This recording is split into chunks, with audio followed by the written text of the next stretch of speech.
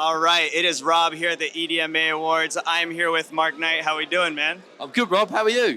Very, very good. We're so happy to have you here. Appreciate you taking the time, man. My pleasure. Yeah, so how's your week been so far? It's been good. Yeah, it's been really good. I mean, I love coming here. It's a big deal. You know, it really is on many levels.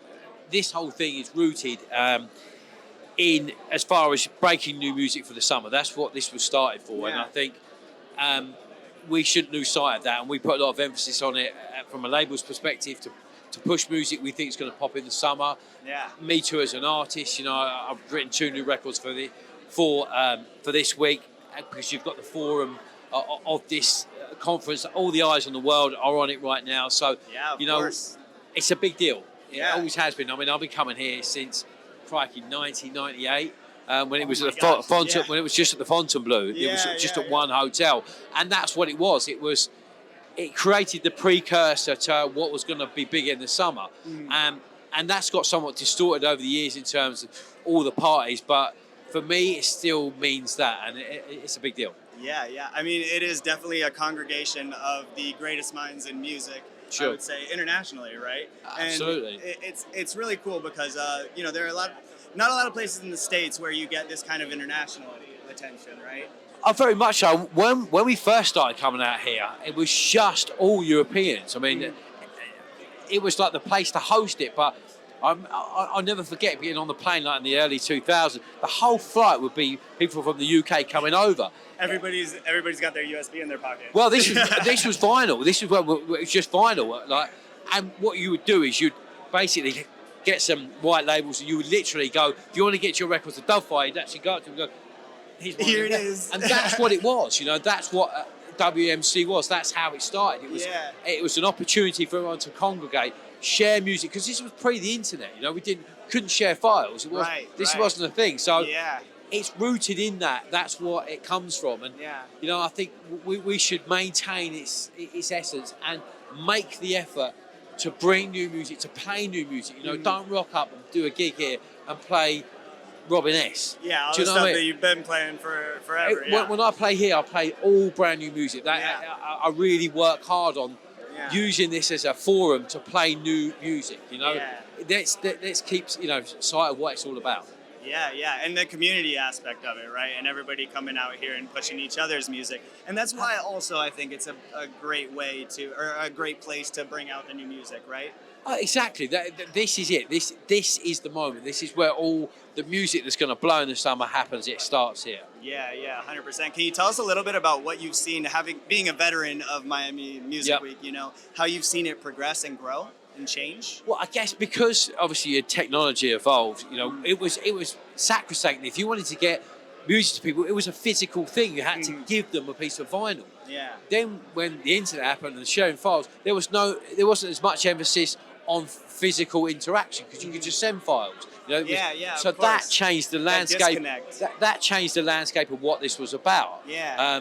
So it then become more orientated about the parties. You know, initially back in the day, it was just label people. There was about, let's say, in the space of 4 or 5 days, there was 10, 12 parties. You know, one big one every night. There wasn't like 57 parties or 157 parties every day. Now it's like every day there's 50 parties. Yeah. And if the parties were put on, it was labels that were put on. It was label showcase. You know, it wasn't events brands coming in and putting events. You know, you've seen this kind of shift away from that. From label, there's not that many label parties. Well, obviously, Toolroom, we do one, drum code, but there aren't many.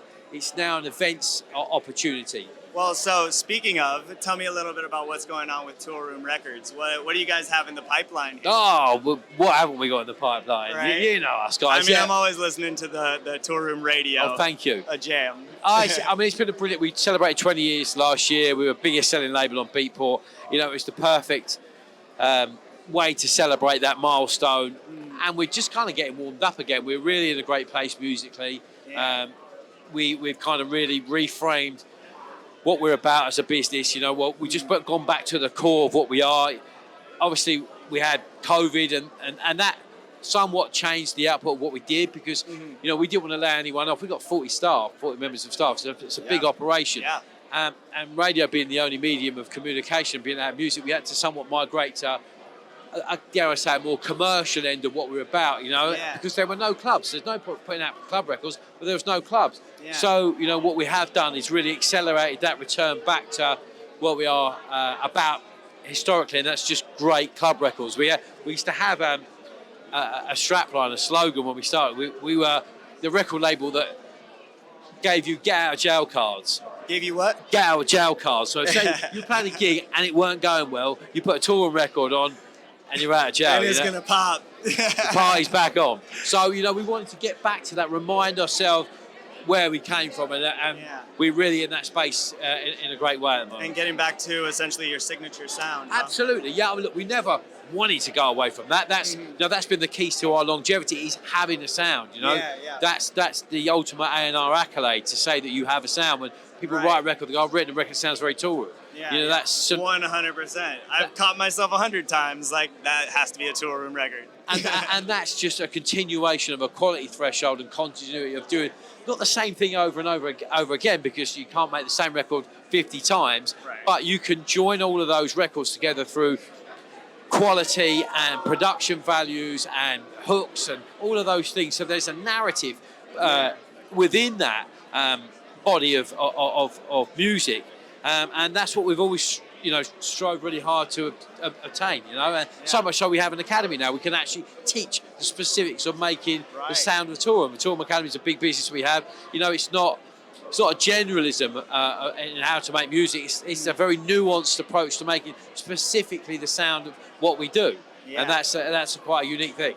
Yeah, no, of course. The Toolroom sound is very recognizable. I think everybody can catch it whenever.